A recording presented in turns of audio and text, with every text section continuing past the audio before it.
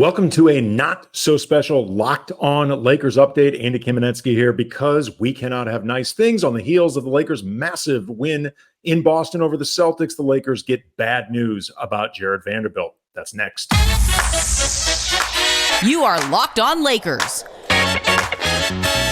your daily Los Angeles Lakers podcast. Part of the Locked On Podcast Network, your team every day.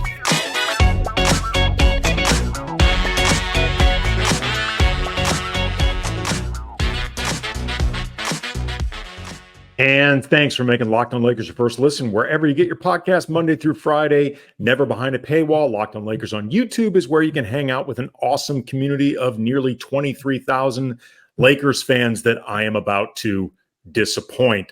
We are getting now an update on Jarred Vanderbilt after injuring himself in Boston right before the first half ended, apropos on a hustle play, because that's just what Vando does.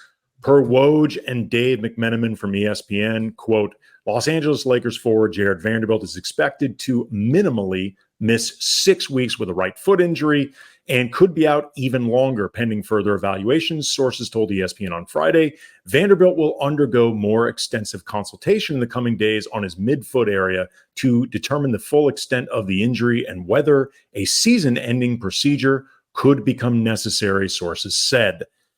Really disappointing, obviously, for both the Lakers and Vanderbilt himself. Vando had been playing really well over the last few weeks, per ESPN.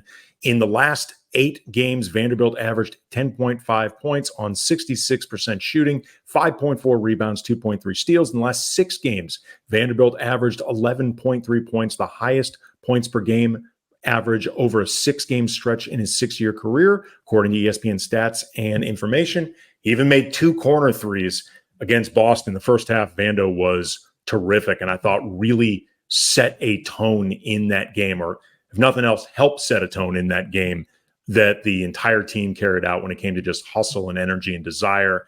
As I tweeted out just maybe half an hour ago at Cam Brothers, Vanderbilt is obviously not as important or as talented as LeBron or AD, but in certain respects, he's every bit as singular to the Lakers as those stars, because there's really nobody else at his positions who replicates his various skill sets, much less all at once in the same guy. Like, this is a really big deal. Like, other than Anthony Davis, Vando is the best defender on this team by a pretty wide margin. And the other wing options defensively, Max Christie, Taurean Prince, Cam Reddish, Rui Hachimura, LeBron, whoever else you want to throw in there, they're not as effective or not available or some combination of both. And it doesn't mean that they're all bad options or can't fill a void to some degree, but they're not at Vando's level, like particularly when it comes to point of attack defense, when it comes to just pure disruption, a controlled element of defensive chaos. Like, they just don't do this the same way Jarred Vanderbilt does, much less with the ability to defend as many positions. Side note, I have been pounding the table and beating my chest for Rui to get more minutes anyway, but now his role simply must become even more important and pronounced. His prominence just has to increase. Vando is also pound for pound, arguably the team's best rebounder. His ability to get offensive rebounds, to tap out loose balls, to create second, third possessions, that is massive for a team that doesn't always produce clean offense to begin with, often needs to put up more shots at volume regardless. I've talked about this a lot. The Lakers need to literally shoot more. And regardless of what sets they're running, 2-pointers, 3-pointers, they need to shoot more. And Vando is critical with making that happen. He is the team's chief hustler. Like, nobody brings as much energy or the unique energy that he brings. Like, Vanderbilt brings a physicality and an edge to the energy combined with really specific skill sets. And I also think this could change the team's calculus at the trade deadline. First of all, it may actually affect how much they are willing to go all in, considering they're 25-25, and the Thursday's really exciting and emotionally thrilling win in Boston notwithstanding.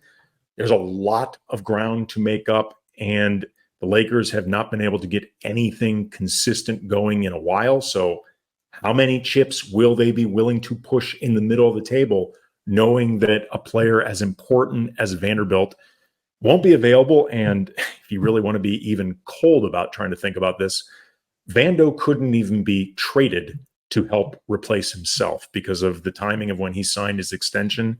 Vando is not trade eligible. So even if the Lakers were willing to trade Jarred Vanderbilt, they can't.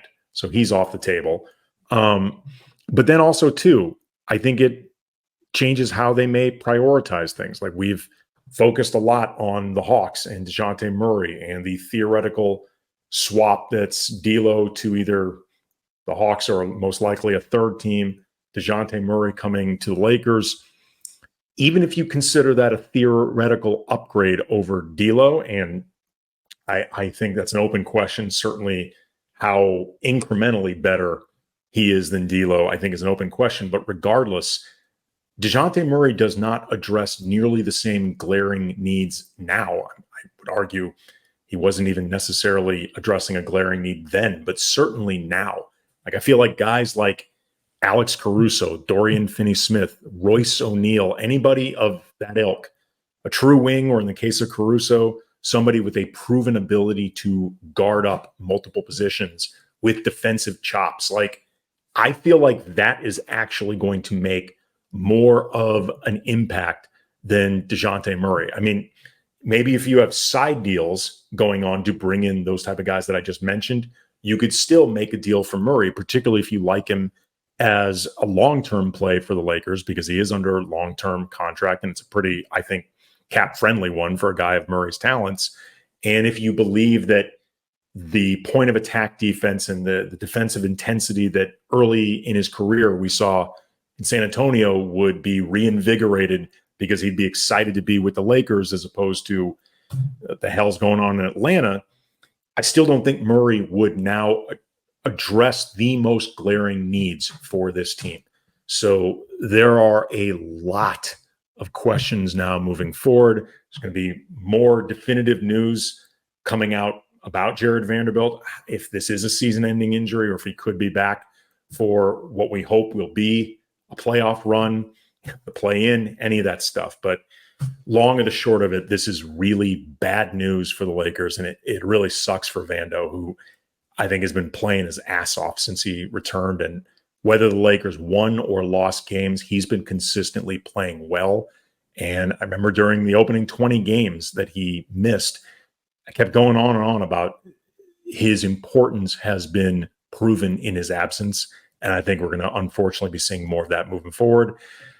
Locked On Lakers on YouTube. Subscribe to the channel. Subscribe to the podcast.